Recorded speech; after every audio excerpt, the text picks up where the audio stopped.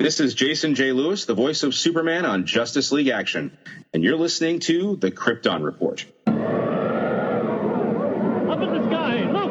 It's a bird! It's a plane! It's the Krypton Report!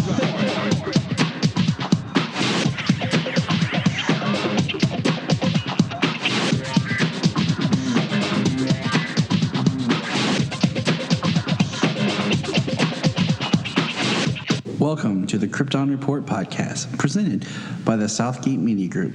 The All Things Kryptonian podcast, including Superman and Supergirl. We discuss games, movies, cartoons, TV shows, and comics. Krypton Report Pod can be found on Facebook, Twitter, Skype, YouTube, and Instagram. And if you want to drop us a line, send it to kryptonreportpod@gmail.com. We are on Patreon under Southgate Media Group. And our official merch page is tpublic.com. Search Krypton Report. Now on with the show. All right, so I guess this episode is telling us Happy Valentine's Day, even though at the time of this recording, Valentine's Day is long gone. And this episode oddly aired after Valentine's Day. You know? So happy Valentine's Day, James. Well, happy Valentine's Day, Tyler. It was, took place, they put it out after Valentine's Day. It works. It's the following week, but it worked for the story that they were telling for Alex and for some social interaction for Brainy and Nia this episode.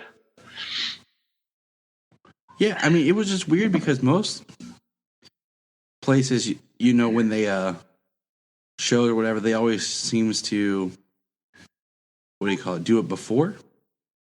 Right.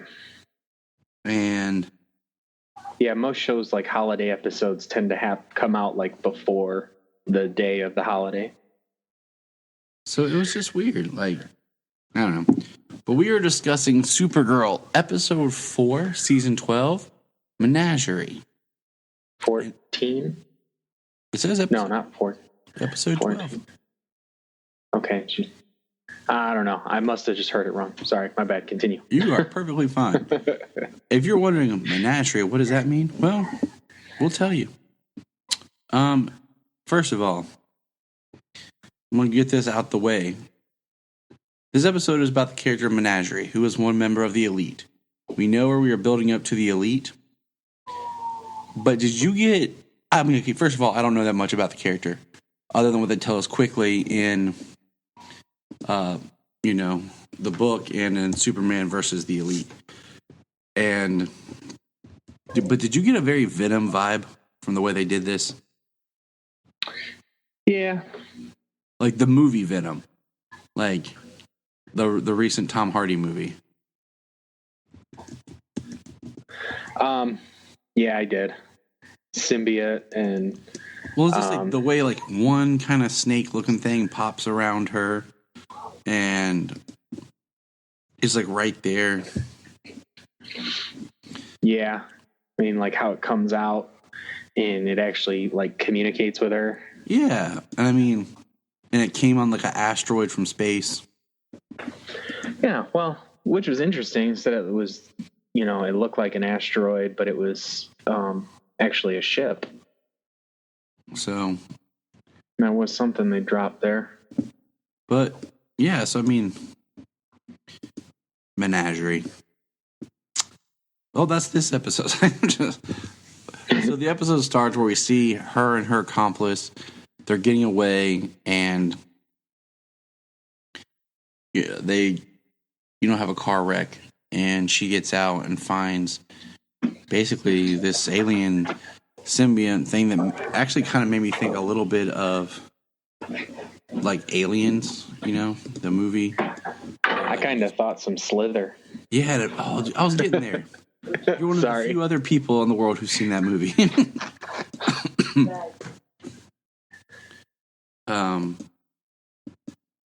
And it basically we find out it eats hearts.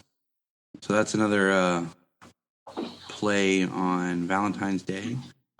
And, I think that was added for Valentine's Day. I don't remember that being anything. yeah.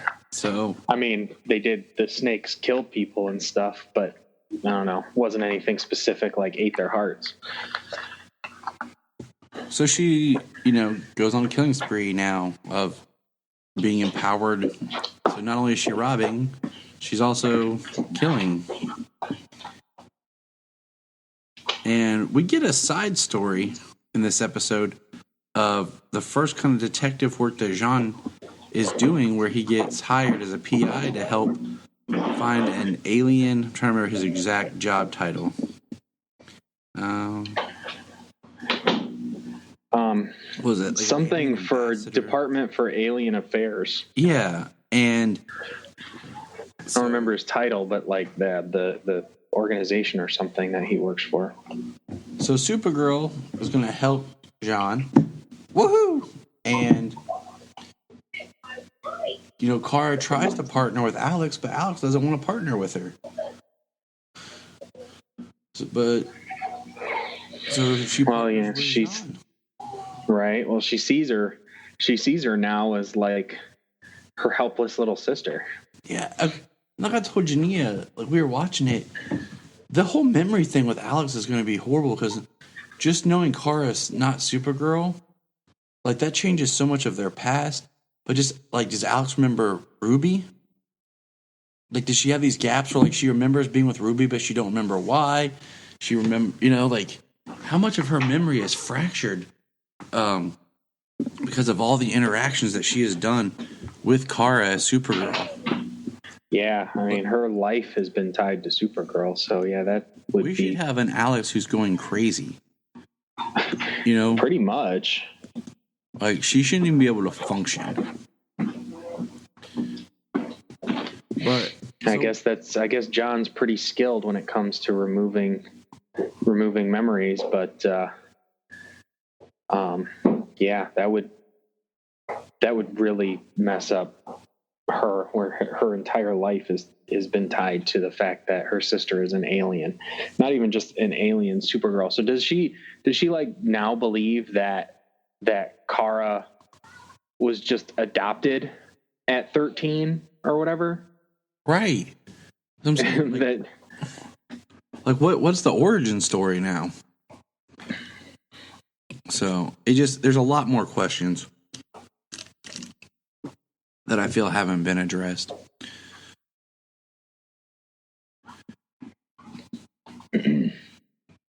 So a lot of people got a lot of attention in this episode. There was the Jean and Kara plot, which tied to the Alex and DEO plot, and to Menagerie. Yep. Then there was the Lockwood plot, which, I mean, okay, skipping to the end there. We're all over the place.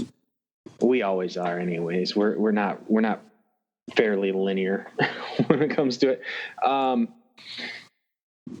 Like how much hate is this president endorsing by forcing and looking and getting the release of Ben Lockwood from prison? Right. Like finding any loophole possible to get this person released from prison, even though he's killed people.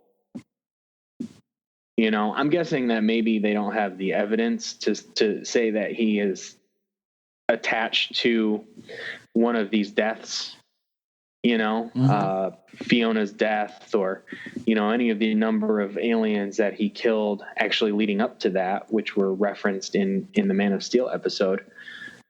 But,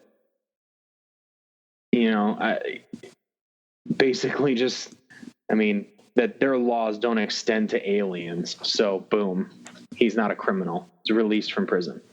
Like, he's endorsing that hate. Mm-hmm.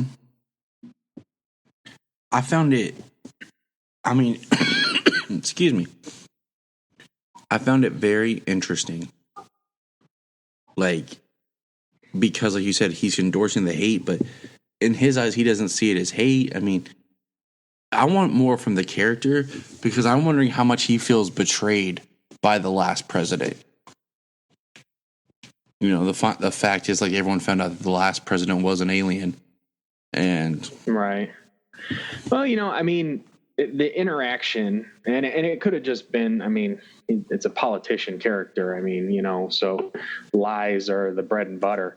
But the way he interacted with Supergirl when he was taking office, you know, he didn't seem to be that type of character, but then they didn't show him for a handful of episodes until Haley showed up, and then he's been in and out. But each time he's always yelling about something. He's always mad. He's just, there's more going on with him than. Can I just say it's sad that we as a people just like are okay with acknowledging, yeah, it's a politician character. That means they're crooked in a D-bag. Like, and that's right. Our government. Like, that just is kind of scary. Like, for a second, that we're completely okay with our D-bag politicians. Well, I'm not saying I'm okay with it because I'm not okay with it in fiction or in real life because it's so I'm running for terrible. James, I need your vote. Right.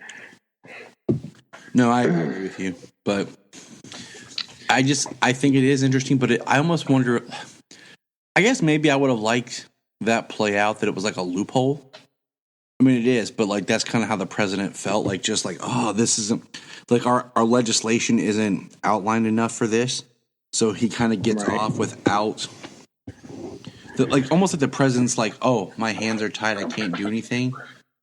Right. So but he actively had people seek out what it was, and was basically happy at the fact that Ben Lockwood was being released from prison.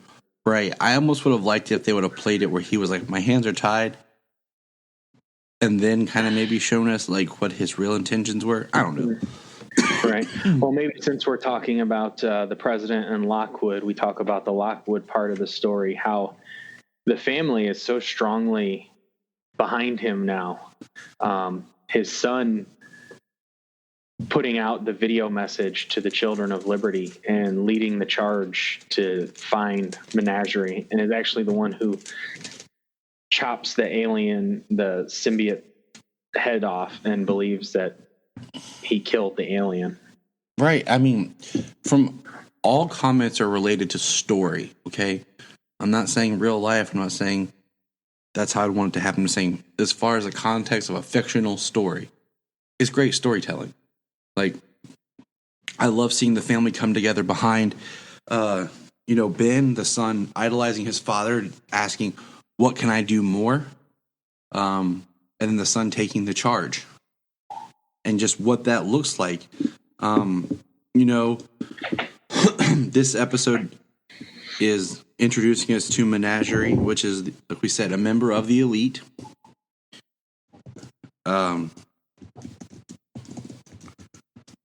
And we've already met Manchester.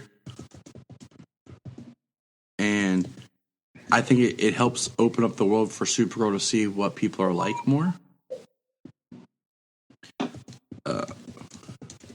So I'm what's the word? I'm excited in a way that they're doing the truth justice. Like, what's so funny about truth justice in American way?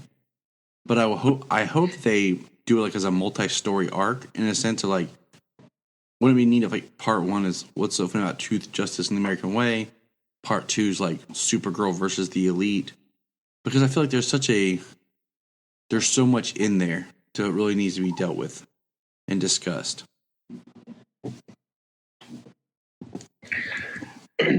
Right. So I just, next episode we're supposed to get the hat. I'm just kind of like, where's the rest of the character? Like, Manchester, I thought we were going to get, like, he was going to be one of Lena's experiments. so that we could really, like he's not powered yet. Right. But that's all more discussion down the line, because this episode, Menagerie, she was okay with being bonded with the symbiote. Oh yeah, she accepted that right away. Yeah, it's gonna be. It was pretty good. Like everybody had something going on, but it kind of all turned into the central plot of the episode. It all came back to Menagerie. So I definitely wouldn't say that there was too much going on in this episode, because everybody had something to do. Yes, everybody, it was furthering the plot for just about every character involved, and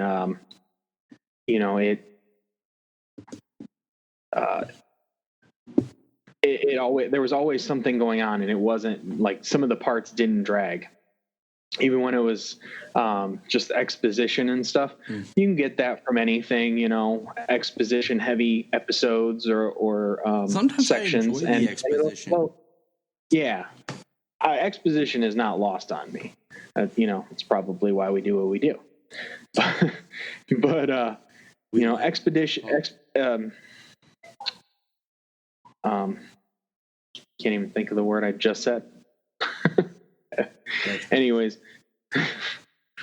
it can be lost on people, and it can make people bored with what's going on. Some people feel that it slows the episode down, and but this episode, it really worked.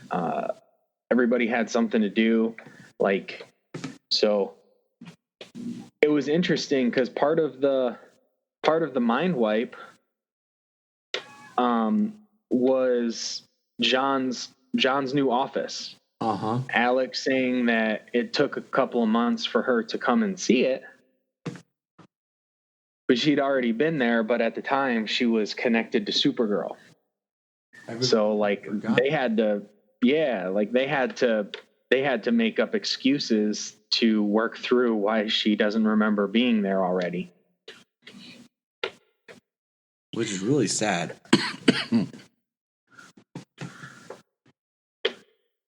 I'm sad for Alex. Right. Know why we're sad for her.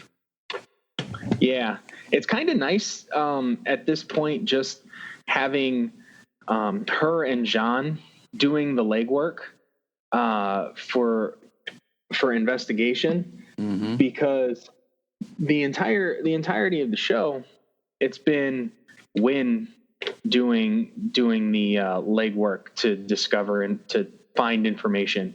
Then it was the DEO, and it was still Wynn at the DEO, and then it was Brainy, but now that she doesn't have access to the DEO or as much, access to Brainy, she actually has to do some of that investigative legwork. I really want them to move away from the DEO. Let's change it up. We're in season 4. Let's move away from the DEO. What does that look like? And speaking of Brainy, so Brainy gets invited to the Valentine's Day party thrown by Nia, and he's freaked out, doesn't enjoy it, hiding in the closet.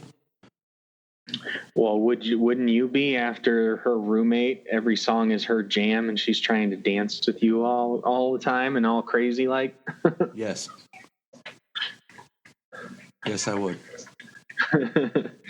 Which his interaction with Nia before she invited him to the party, and then his interaction at the party, hiding in the closet, the look he gives when he's closing the door. This will just take a moment, closing the door and keeping an eye out for her. Brainy is getting better. He's growing on me. That's the thing, is he is getting better.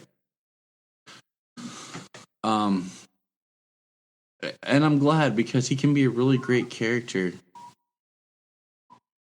They just got to figure out what to do with him. What else happened in this episode? I mean, he deduced right away that, and probably partially from his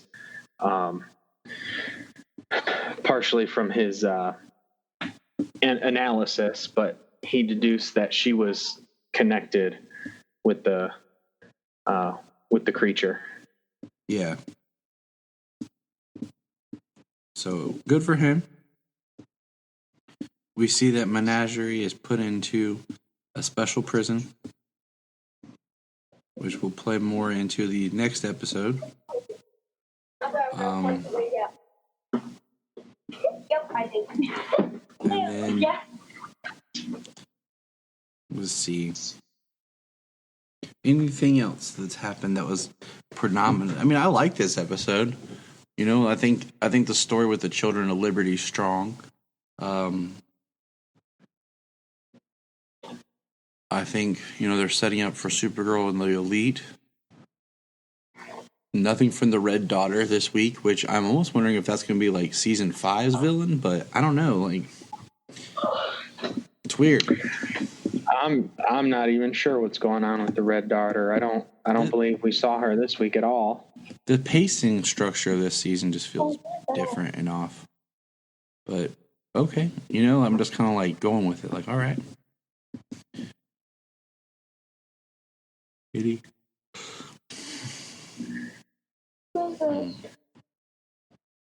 Yeah. Anything else we can think of? Let's see. We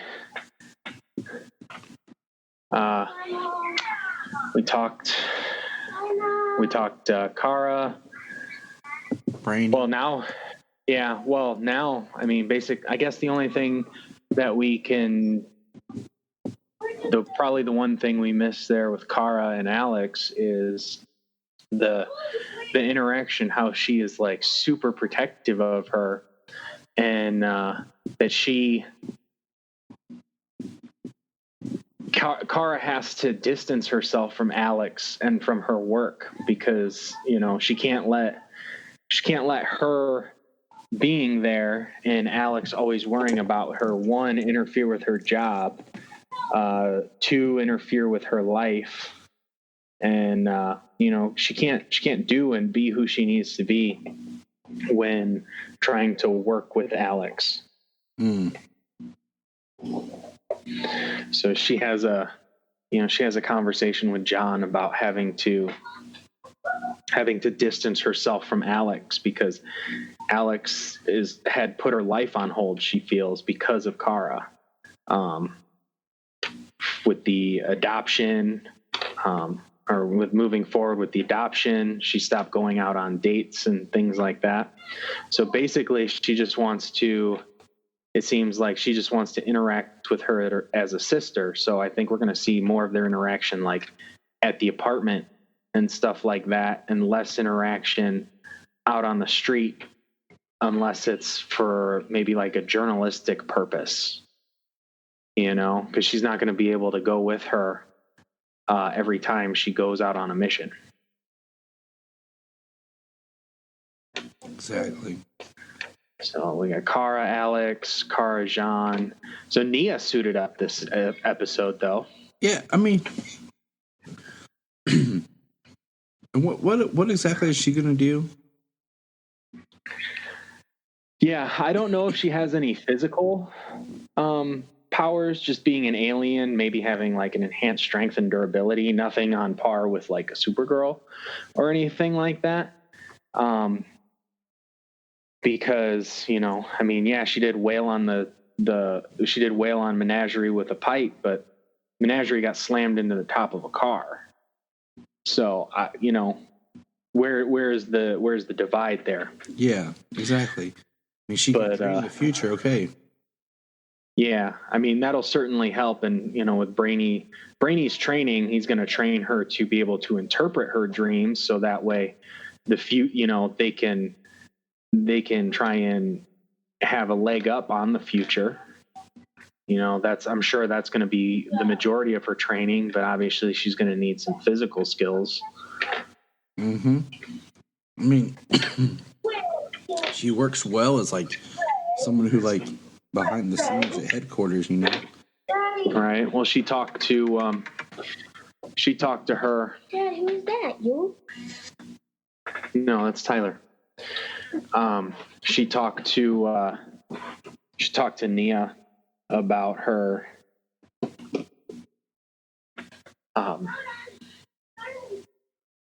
about Alex not knowing who she is, about Alex no longer knowing that she's Supergirl and not having that support.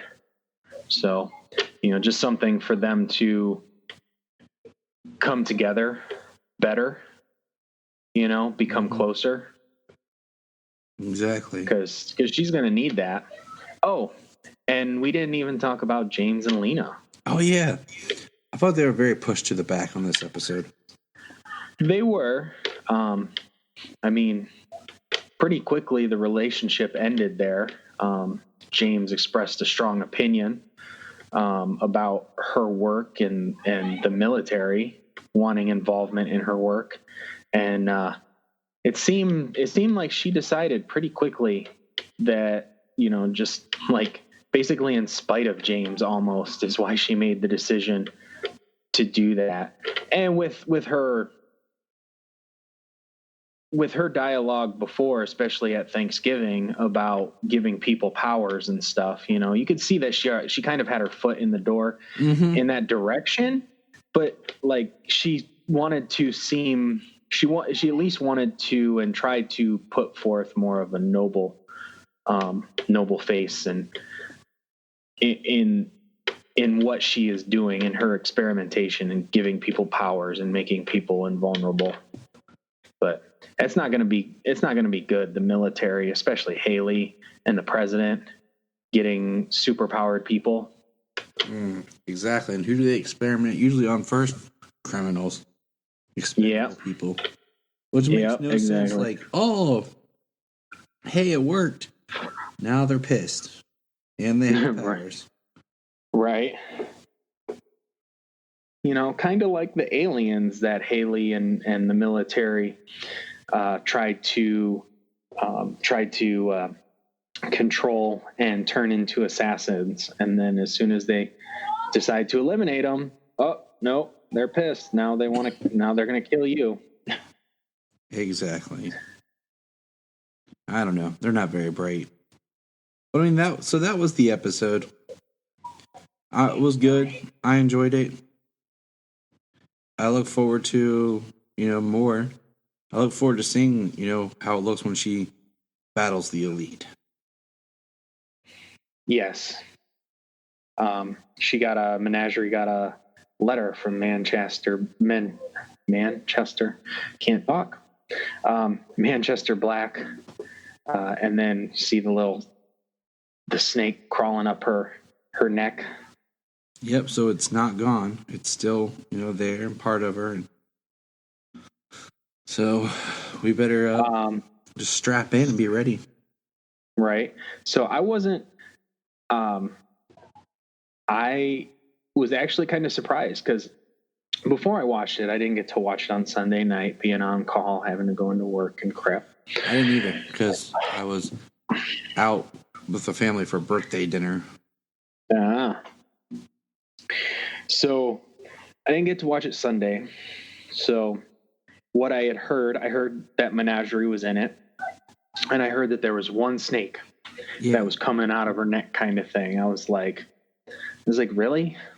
Like one snake? Like, is it just one snake that goes out and comes back?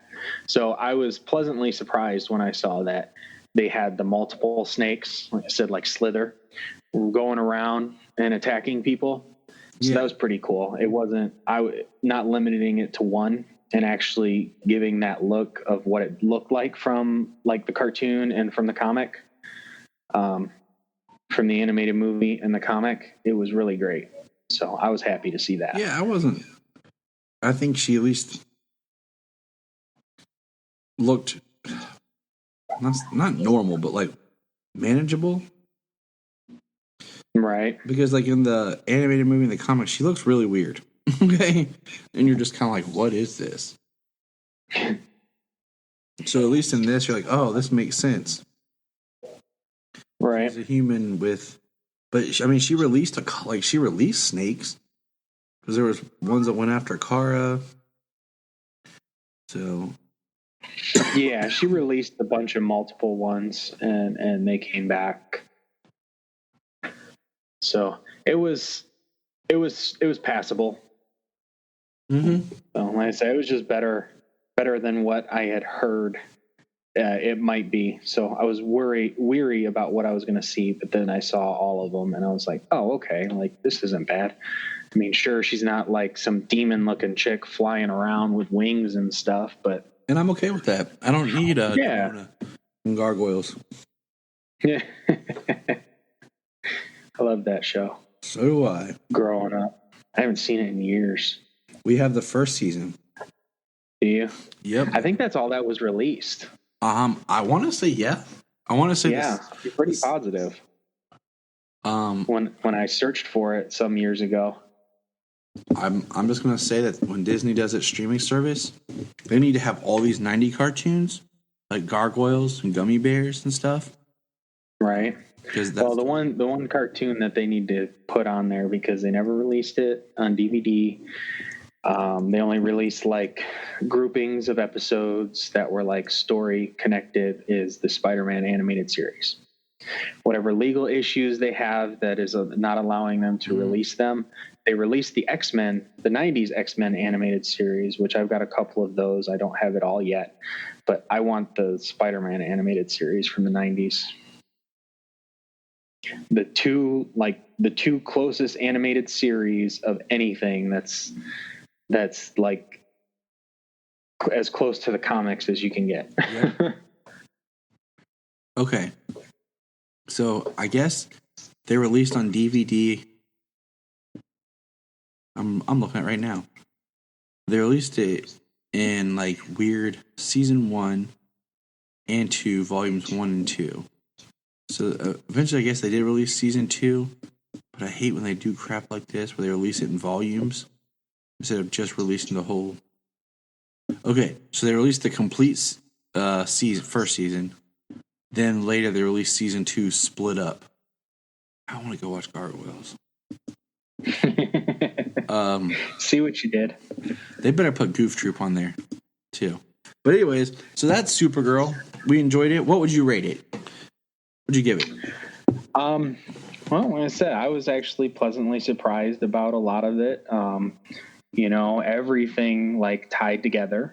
So I'd say it was pretty strong, pretty well connected episode. Some funny moments, some good emotional moments. It was a good episode. I would give it. I'd give it an A-. I will give it a B+. Because I'm weird like that, but it's got to be harsher. Yeah, I mean, I got my own issues, but it works. It was, it was a strong episode. They everything weaved together pretty well. So, you can't. I mean, I didn't see too many. I didn't see too many issues, and I didn't see too many things that were lacking. I think everybody did well with what they were given. And it makes you like I said, especially there towards the end with the president and the release of Ben, it really makes you feel like what is going on here, and what agenda do all these different people have at this moment? I think that's the big question. What's the agenda? What are they trying to accomplish? Right. I do like seeing, and what I do part of this season, now that Kara has separated from the DEO, I like seeing her having to do the work. So we didn't even see Supergirl until she fought Menagerie at the end of the episode. So the entire episode, when Kara was around, there was no Supergirl. she was doing the legwork. I liked it. So yeah. It was a good episode. I think it was a pretty strong episode, and I'm looking forward to Supergirl versus the Elite, or rather Super Friends versus the Elite. We will see how that plays out next week on Supergirl. Was it March 3rd, I think? Yeah, not this Sunday, but next Sunday, because they came back, they took a week off, they brought an episode, they're going to take another week off, and then they'll have another one. And the 3rd, I will be back from Columbus, and hopefully I'll be home watching Supergirl. Because I took Friday and Monday off for a 4-day weekend, so it's going to be nice. Yeah. Go to Columbus for the Arnold, have a visit with Tyler and his family. We got to figure that out. Yes, sir. But we will. I was just sitting there thinking, like, it's so weird when they just, like, pair them up. I don't know. I know a lot of times it has to do with other things. So now we're going to leave Supergirl behind, and we're going to talk something a little different. Now, we won't talk all the time, but it's about to get really dark and doomy. And I don't mean doomsday, like Solomon would like to talk about. I'm talking Doom Patrol. So we're just going to, James and I are both just kind of like, it's just kind of, it just started. Let's give some thoughts, real quick about the new DC series. At the time of this recording, they've aired 2 episodes, and we're just going to kind of give our thoughts and touch on it real quick. We'll start with James. Go ahead, bro. Doom Patrol. Doom Patrol. Overall, for 2 episodes, this show, I am into some weird movies and storytelling, things like that. I've been known to my friends when you actually went to a movie store and rented movies and took them home to watch them and return them. Friends of mine we would all watch a movie that I picked out, and they'd be like, of course you picked that, like that suits you. And Doom Patrol suits me. Doom Patrol suits me very well. I did have friends. Lucky man. But no, I totally get what you're saying. Like, Doom Patrol, first of all, I'd never read a Doom Patrol comic in my life. Me neither. And I don't plan to until after maybe the first season, so I can kind of just get the story that they told and then understand. The most knowledge I had of the Doom Patrol was they appeared in an episode of Brave and the Bold. Batman Brave and the Bold, that is. Mm-hmm. And then they appeared in like a 2-episode arc, I believe, and maybe 3, but 2 for in Teen Titans, because Beast Boy was originally a member of the Doom Patrol. So that is my experience with them until the episode of Titans that featured the Doom Patrol. And I think they're a great set of characters to do on a DC streaming service. They're a great set of characters to expand your storytelling. As far as if you want to dig into, first of all, we'll just say this.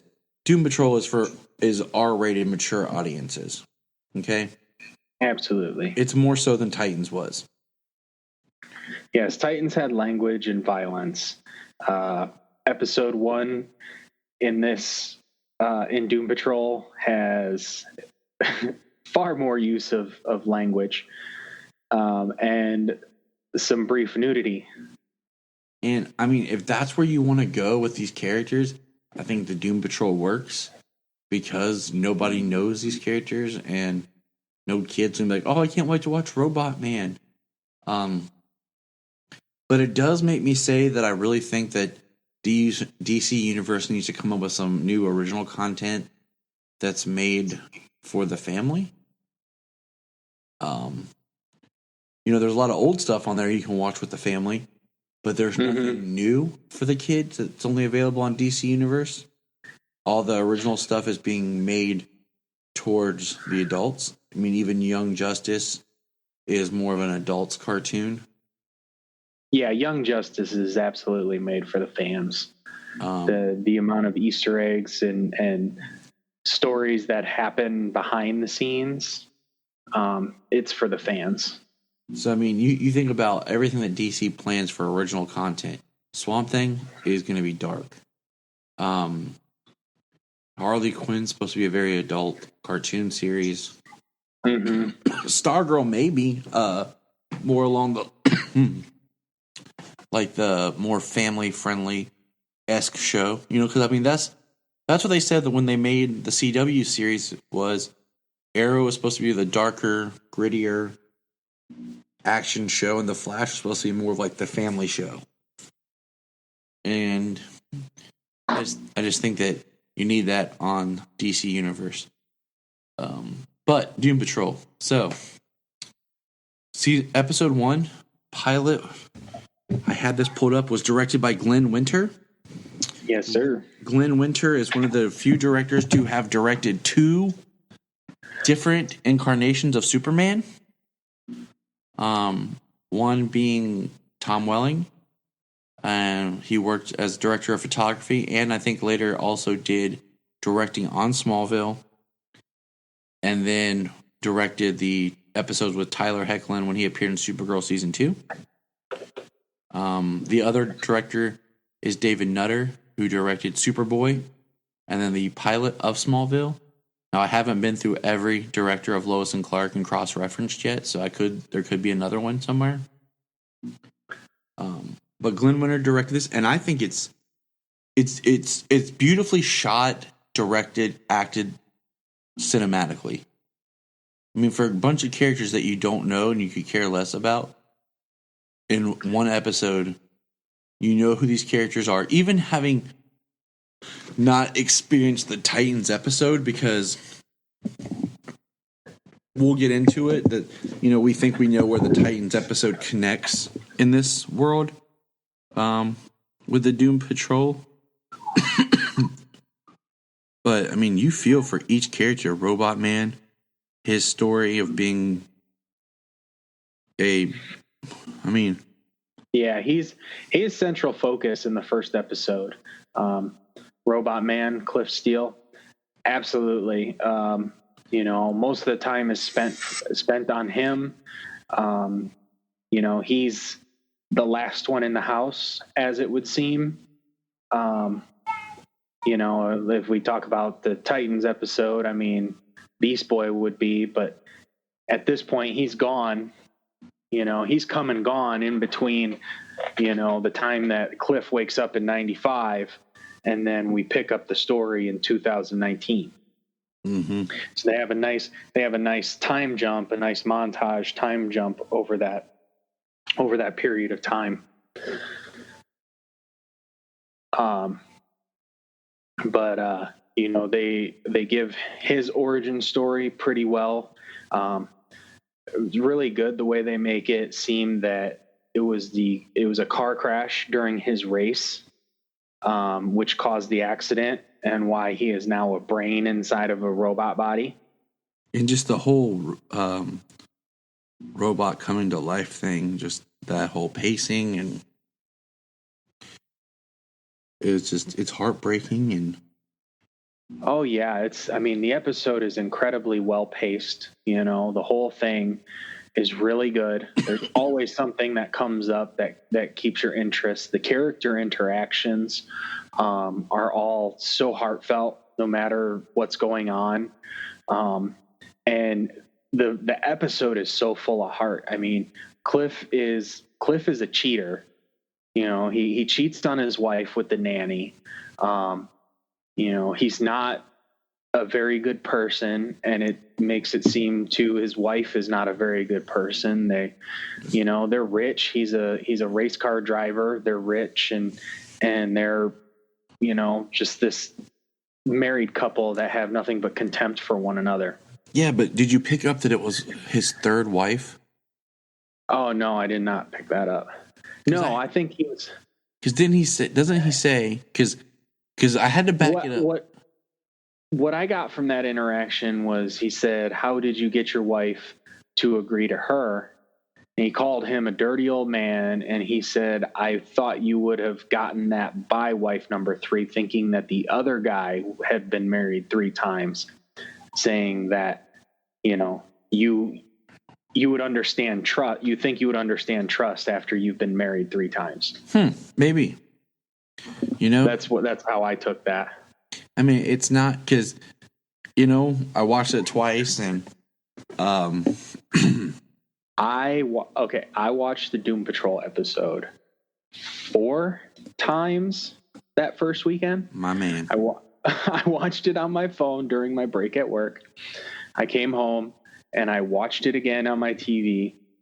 Then I put it on again on my phone the next morning while I was doing dishes. And then I told my mom, I said, "You have to watch this show." And yeah, I watched it again with her. So yeah, I watched it 4 times. All right, cool. Yeah, And like I said, it like this show fits my sensibilities. I've already watched episode 2. Well, I would say 2.5 times because I fell asleep. I put it on late last night, but I fell asleep. So I watched it once on my phone. I put it on last night and I fell asleep, but then we just finished watching it before we started recording. which is awesome. So I like Timothy Dalton as the Chief much more than the guy that was in Titans. The guy that was in Titans kind of creeped me out. Yeah, Bruno something or other. It actually made me hate the Chief. I love Timothy Dalton as the Chief. Yeah. From just what I've heard in passing, you know, maybe it's the Grant Morrison version of the Chief is very manipulative. So maybe they were taking more influence because my question is, when they filmed, I feel like when they did the Doom Patrol episode for Titans, they weren't playing the Doom Patrol series. Because later, when they cast Brendan Fraser and Matt Bomer, they went back and dubbed the voices. Yeah. What had already been done. Right. That's kind of my feeling too. Because they had planned on actually doing a full-fledged show. And if I'm not mistaken, it's not really Brendan Fraser and Matt they're only the voice and the flashback scenes. They're not actually Robot Man and Negative Man. No, I know for a fact that he's not Robot Man, and Negative Man, from my understanding, it's not supposed to be. I mean, I'm wondering if they did make a change at some point, like in this episode where he unwraps the person is, no matter who it is in such heavy makeup, with the scarring, with the burns covering his body from head to toe because of the airplane crash. But if they did dubbing for that as well, mm-hmm. I mean, it would be pretty good. You couldn't really tell the difference between, the voice when he was speaking to himself in the mirror, or rather speaking to the negative energy entity inside of him in the mirror. It didn't seem like ADR. It could be, but it didn't seem that way. And if they did want to put Matt Bomer in a couple of scenes like that throughout the show, I mean, I'm sure they could easily have, reshot something like that with Matt Bomer and, use the normal actor who was in, or the prior actor who was in the makeup and in the wrapping, in the rest of the shots, and just do the ADR. Exactly.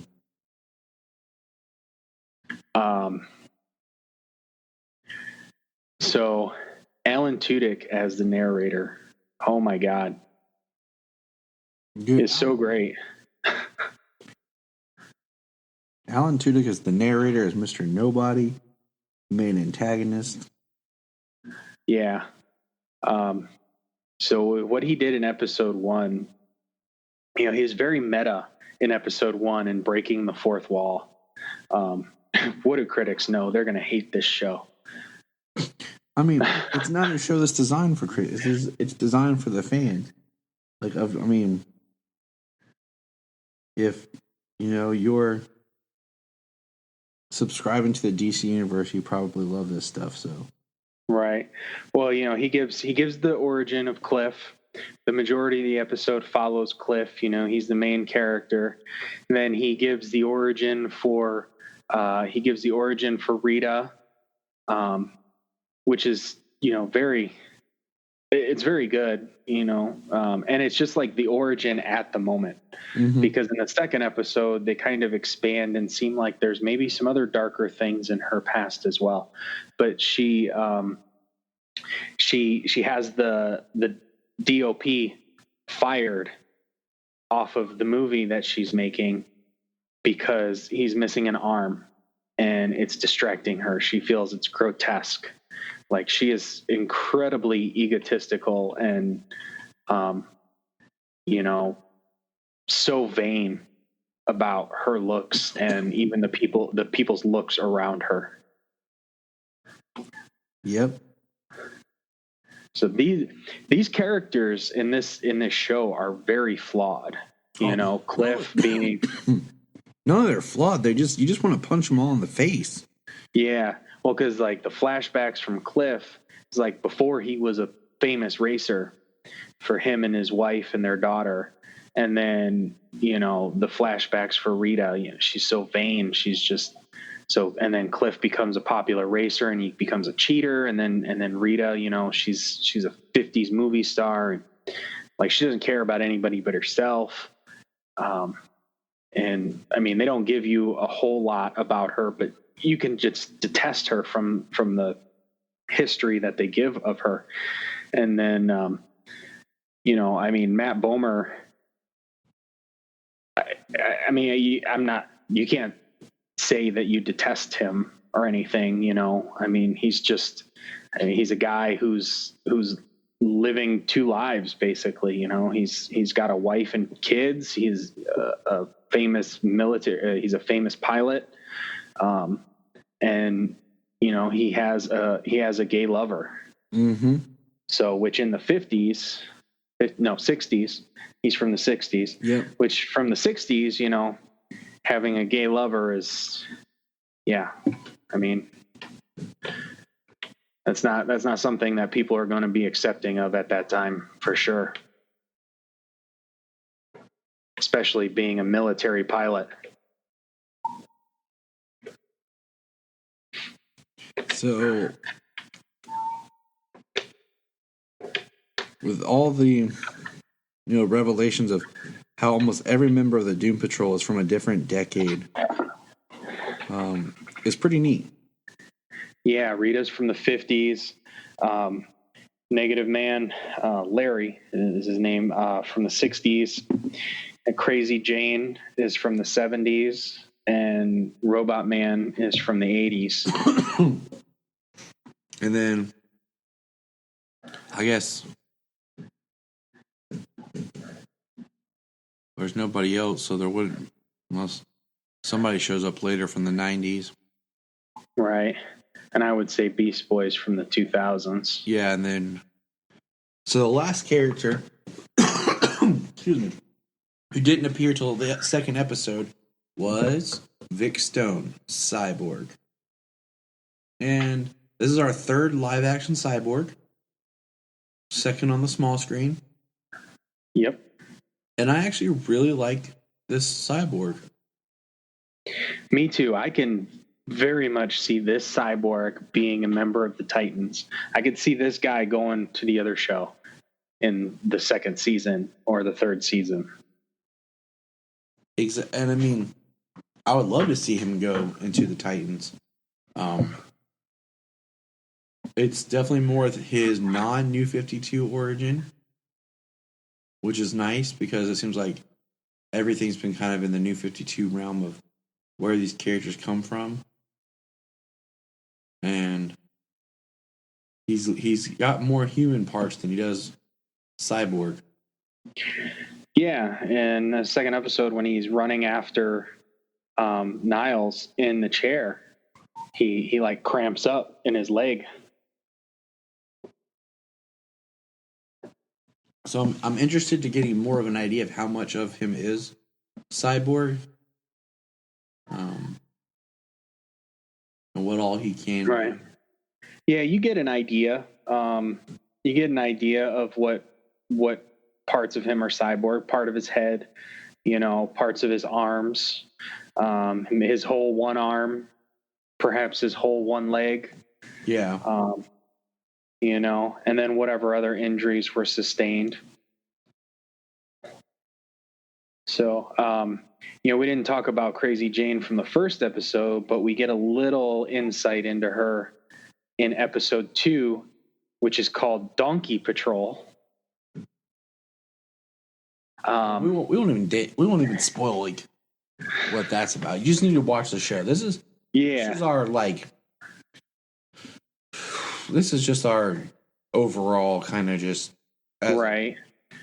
I mean, I won't go into that, but we do get some stuff with Jane in this episode, some videos. You get to see her talking to the chief about some of her personalities, the underground, whatever that may be, where her personalities live. You get to see a couple of more of her personalities, because in the first episode, you got to see the Hangman's daughter. You got to see Jane. You got to see,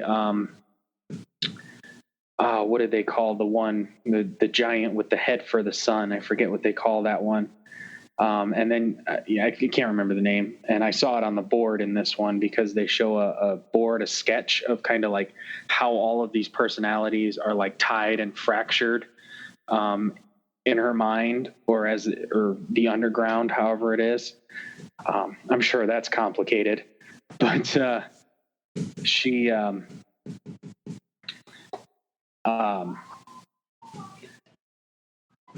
they show those, and then they show Hammerhead, which Hammerhead is very aggressive, very confrontational.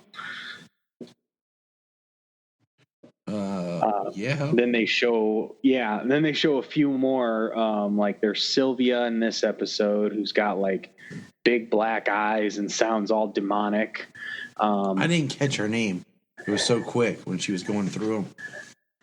I know, and I'm wondering, because of the camera changes, I'm fairly certain that they probably did a lot of cuts. Yes. For her to change all of this, but a few of them were in the moment. And so you got to give it up to the actress for switching through at least, a few of them the way she did, in the moment, because they did so many of them at that point that, when they changed the camera angle and stuff, that they did some cuts. They're like, okay, cut. And then like, all right, we're going to pick up back here, and you're going to be this person, and you're going to, so, that they did that because they ran through so many at that point. A lot of the names I saw were because of subtitles, where they have the name of who is speaking at the moment. So they didn't say the name of all of them. Yeah. Because I know they said the name of Baby Doll. Yeah, they said Baby Doll. There was the name Sylvia, which was the demonic voice. There was another voice that was saying dead in his arms. Yes. And that's what Sylvia was saying, but all demonic, dead in his arms, dead in his. And then there was another one, it was a different voice, and it had a different name. I can't remember the name, but she was saying the same thing. So a lot of her personalities communicate. But what was really cool was when Robot Man was sitting outside of her room and talking to her, and he's like, I don't even want to know what kind of trauma could cause a girl to split her personality so many times, but I just want you to feel safe. And then Jane comes out and starts talking to him again. Yeah. Like, it is the show, no matter how crazy it gets, because the fourth wall breaking. The narrator, Alan Tudyk, in this episode was fantastic. You know, I mean, I'm going to spoil right at the beginning where Niles is like, who are you talking to? He says, Grant Morrison fans, Reddit trolls with DC subscriptions, and the 3 new fans that we have after the donkey fart. I mean, it was hilarious. Yeah, his catch up. Like, a lot of people are going to be tempted to hit the button to skip the recap. The recap is narrated by Alan Tudyk and is fourth wall breaking and is hilarious. Don't skip the recap. Skip the intro if you'd like, which is beautiful. The intro is beautiful. It's great music and amazing looking. The music is great. Yeah, it is a beautiful intro. Don't skip the recap. Skip the intro if you'd like. But yeah, Alan Tudyk as the narrator at the beginning, breaking the fourth wall, the way he's talking to Larry, Rita, and Cyborg. I mean, it's fantastic. And it's so seamless too. Like he really did that ADR, like watching how the episode's going to be cut, because it was so great. Yes. You know it was. I mean, Tudyk is underappreciated. Oh, absolutely. So I mean that's Doom Patrol. I mean, we'll touch more in it as it goes. I do want to say this right now, though. Right now, when it posted, okay, it said 15 episodes. Mm-hmm. Okay, I'm checking right now my DC Universe app right now. Hold on. I'll do it the same. Okay, it says 15 episodes. Okay, now I saw this earlier on IMDb that has it set at 13 episodes. Well, so, and because we know what happened with Titans. Yeah. Well, we also know that IMDb is run by fools. I know. Yes. So, but all I'm saying is let's be mindful. Yeah, I am hoping for 15 episodes because I think this show is fantastic. Like I said, it is completely weird. You know, they say the strangest heroes you've ever seen, or whatever they say exactly. It is 100% true. The cast is great. Timothy Dalton as the chief is so much better than that Bruno guy. Brendan Fraser. I mean, I've seen so much of what Brendan Fraser's done since I was a kid. I mean, George of the Jungle, the Mummy movies, Bedazzled. I mean, Dudley Do Right, Encino Man. I mean, you go down the list. Some of his TV movies. I mean, Journey to the Center of the Earth. I've seen so much of what Brendan Fraser does. I've been a fan of his since I was a kid. So having him do the voice for Robot Man, and he never got to be like this. You know what I mean? Like, he's always so like family friendly. Yes. When in all of his movies, even some of the movies that were a little mature, that were even a little more mature. Brendan Fraser has always been more of a family friendly type of person. And in this show, I mean, he is great.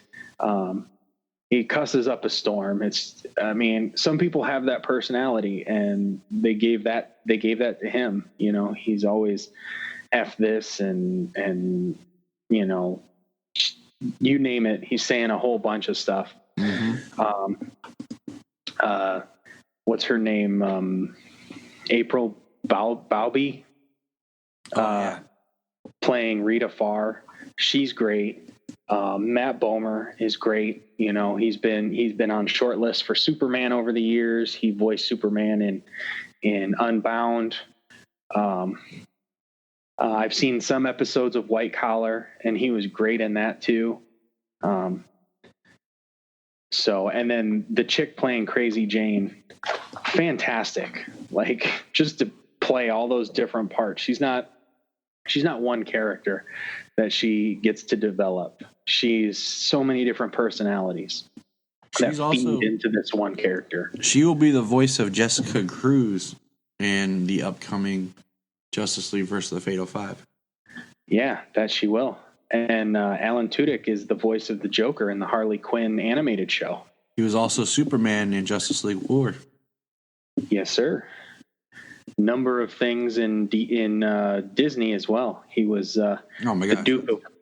He was the Duke of Weaselton. That's Weaselton. Weaseltown in Frozen, and then in Zootopia he was Duke Weaselton. I mean, I'm trying to think. And then, of course, Tudyk was in the short-lived Powerless on NBC, which is another one of those shows that had an idea that they decided to change it later on in production and retool it, that because of the retooling really hurt it. Right. Well, from what I saw, it was funny. It was good. I don't know. I didn't see every episode. I enjoyed what I saw. It was kind of like the superpowered. It was kind of like the DC Universe version of The Office. That's kind of, yeah. I mean, they were going for it. It felt like it. To me, it felt like it felt more in line with like Batman 66, because it got kind of zany and crazy at times. Right. Then he was in A Knight's Tale. He was Washburn from Firefly and Serenity, which is epic. Oh yeah. One season, one movie. I mean, whatever you want to say, the show never got. He'll be in Cincinnati this year for Cincinnati Con. Really? Yep. That would be worth a trip. Yep. It's in September. I always said if they wanted to like do a little more Firefly or something, that they should do it animated, mature animated style. Yeah, I mean, not like the Disney animated style, like I've seen, like out there somewhere, like fan style done. Yeah, the show would lend itself to a more mature animated style, and bring the people back to voice the characters, because a lot of them are much older now, wouldn't necessarily fit the part. Although I think all of them could do it. I mean, in voice work, yeah. But yeah, especially in voice work. I mean, if they brought him back physically, I mean, it would look like a different show. But if they brought him back for voice work. Exactly. So, but with a show, you could place it between Firefly and Serenity and fill a lot of time there. Side note, anyways. Yep. All right. I love Doom Patrol, and I can't wait for next week's episode. It's gonna be funny to see what all these episodes are called, because I mean, 1 is Pilot, 2 is Donkey Patrol, and 3 is gonna be called Puppet Patrol. I'm seeing a pattern, Patrol. Yes. All right, man. Let's get out of here. It's late. You need to sleep. I need to do something with my life. So. All right. Look up in the sky. Look up in the sky. Look up in the sky. You can find us on Instagram, Twitter, Facebook at Krypton Report. You can also email us at kryptonreportpod@gmail.com. If you get a chance to go over to iTunes, please leave us a review to help us get better. If you're an Amazon shopper, just remember you can go to southgatemediagroup.com. There's a portal, log into Amazon, and you'll shop into your account just regular, but it also helps keep all the podcasts on and helps keep Southgate running. Remember, look up in the sky.